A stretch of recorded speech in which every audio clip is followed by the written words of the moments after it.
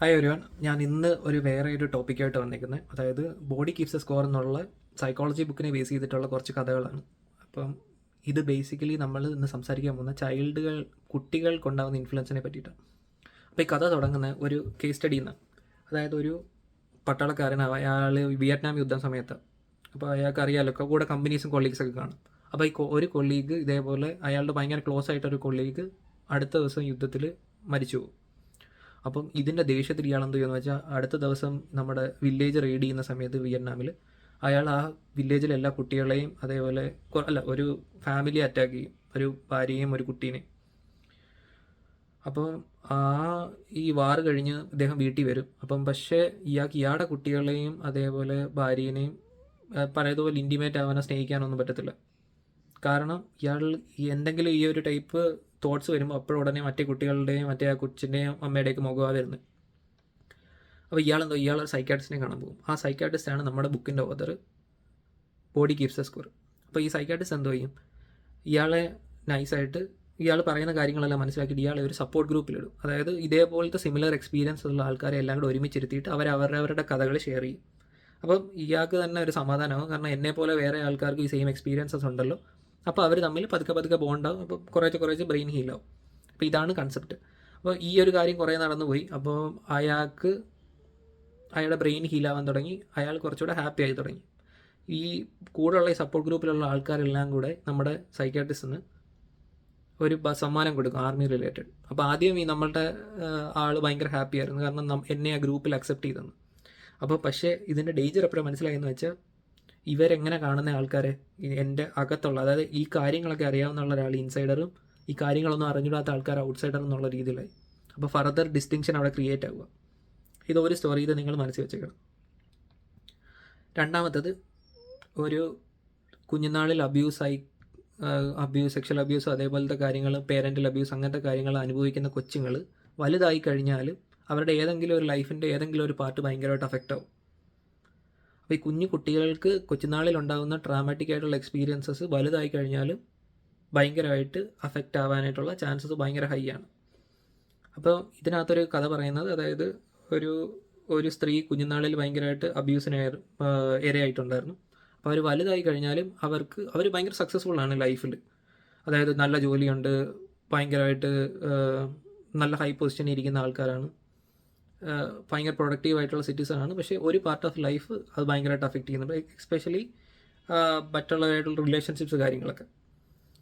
അപ്പോൾ ഈ നമ്മളുടെ പ്രൊട്ടഗോണിസ്റ്റ് സൈക്കോളജിസ്റ്റിനെ കാണാൻ വരുന്നു. അപ്പോൾ സൈക്കോളജിസ്റ്റ് എന്താ പറയുന്നത്, അവർ അന്വേഷിച്ച് പോകുമ്പോൾ ഓക്കെ, കുഞ്ഞുനാളിലുണ്ടായ ഈ ട്രാമ കാരണമാണ് ഈ പർട്ടിക്കുലർ ഇഷ്യൂ ഉണ്ടാകുന്നതെന്ന് മനസ്സിലാവുന്നു.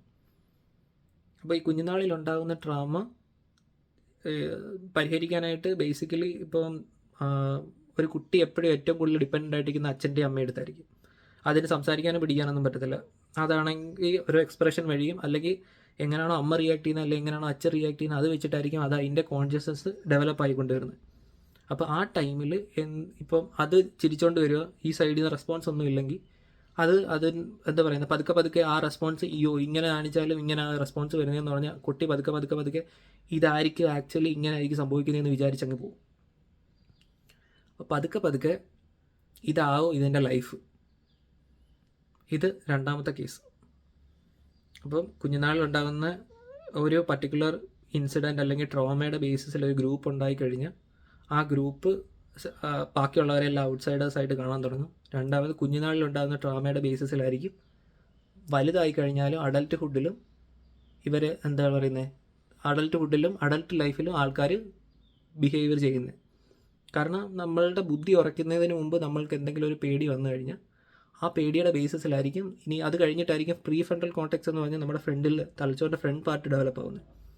അപ്പോൾ അതിന് റീപ്ലേസ് ചെയ്യണമെങ്കിൽ കുറേ സമയം എടുക്കും കമ്പയർഡ് ടു അഡൽട്ട് ടൈമിൽ ഉണ്ടാകുന്ന ഒരു ട്രാമ വെച്ചിട്ട്. മൂന്നാമതൊരു കേസ് എന്ന് പറയുന്നത്, ഈ നിങ്ങൾ കേട്ടിട്ടുണ്ടായിരിക്കും, ഈ സയൻറ്റിഫിക് എക്സ്പെരിമെൻ്റ് ആണ്. അതായത് 5 അനിമൽസ്, മെയിൻലി കുരങ്ങന്മാരെ എടുത്തിട്ട് അവരൊരു കൂട്ടിലിട്ടിട്ട് മേളിലാണെങ്കിൽ ഒരു എണിയും വെക്കും, അതിൻ്റെ മേളിൽ ഒരു പഴവും തൂക്കിയിടും. ആ പഴം തൂക്കിയിടുന്നത് എടുക്കാൻ നോക്കുന്ന ഏതെങ്കിലും ഒരു കുരങ്ങനെ എടുക്കാൻ നോക്കുവാണെങ്കിൽ എല്ലാത്തിൻ്റെയും നേരത്ത് തണുത്ത വെള്ളം ഒഴിക്കും. ഇതിങ്ങനെ കണ്ടിന്യൂ ചെയ്യും കുറച്ച് നാൾ. അപ്പോൾ ഒരു കുരങ്ങനും കുറച്ച് കഴിയുമ്പോൾ ആരും വന്ന് എടുക്കാതാവും. എന്നിട്ട് പതുക്കെ പതുക്കെ ഇവരെന്തോ ചെയ്യും, ഓരോ കുരങ്ങന്മാരെ മാറ്റിയിട്ട് പുതിയ കുരങ്ങനെ അതിനകത്തിടും. ഈ പുതിയതായിട്ട് വരുന്ന കുരങ്ങനെ അറിയത്തില്ല എന്താ ആരും ഈ വെള്ളം എടുക്കാത്തതെന്ന്, സോറി ഈ പഴം എടുക്കാത്തതെന്ന്. പക്ഷേ ഈ കുരങ്ങനും കൺഫേം ആയിട്ട് ആ കുരങ്ങനും അത് അറ്റംപ്റ്റ് ചെയ്യത്തില്ല. ഗ്രൂപ്പിൻ്റെ കൺഫോമിറ്റിയിൽ അതങ്ങനെ ജീവിക്കും. അപ്പോൾ ഇതൊരു ബയാസാണ്.